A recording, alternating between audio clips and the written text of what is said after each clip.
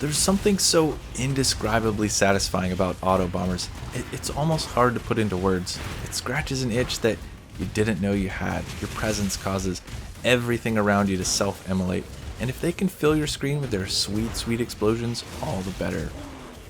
God, just look at this one. So good. Hello and welcome everyone. Let me introduce you to my Vaal Earthquake Elementalist, another off-meta exploration using the new support gems in patch 322. No Mage Blood, no Headhunter, no FF Jewels required. For this build I was looking for a way to make the most of Volatility. This widens the range of attack-based damage considerably, and why do anything halfway? Let's also throw in Rislatha's Coil. Combined they provide a whopping 108% more damage at the top end of the range. They also reduce the low end by a similar amount, so the challenge becomes how can I mitigate the downside.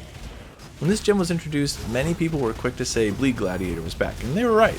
But I would also like to point out that if you can apply a lot of ignites over a short period of time, this thing is nuts. I set about testing with the other new gem, Controlled Blaze, which would tell me exactly how many ignites I was directly inflicting as I walked around. And it turns out, with Vaal Earthquake, it's a lot. So let me back up a bit. Vaal Earthquake does two types of hit, an initial impact and an aftershock. When you trigger the Vaal version of the skill, instead of a single impact, you get one every time you take a step. This means scaling your movement speed actually scales how fast you're hitting, irrespective of your weapon. You put on a big flat fizz 1 or 2-hander, couple that with a boosted damage range from Volatility and Rislatha's, and the ignites are gigantic.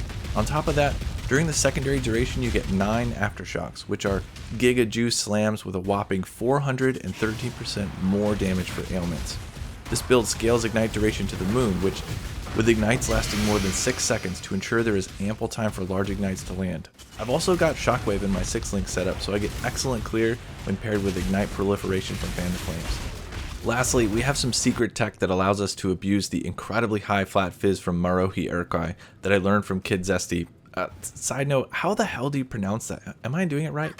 Anyway, it turns out that Vaal Earthquake snapshots things like duration of the skill when you hit it, but you can weapon swap, and subsequent activations from every step, every shockwave, every aftershock are based off of your current weapon. It's easy to quickly trigger the Vaal skill, then switch over to the big mallet with the incredibly slow APS since the Vaal version of the skill doesn't use APS to trigger. If I need big ignites to kill something tanky like Chaosis, I can swap and nuke him from orbit. This isn't a full build guide yet, I'm still working on it and it'll probably be available sometime next week, but I wanted to share what I've been working on and I'm really excited about it. You can get this build started for not a lot of currency, like 10 or 20 divines, because none of the core required pieces are expensive. Subscribe if you want to be notified when the full build guide drops, and in the meantime, I'll leave my current POB in the description. That's all I have for now. I gotta do some more testing on various things like CDR to dial it in nice and tight, but I'm looking forward to sharing what I discover with you. See you in the next video.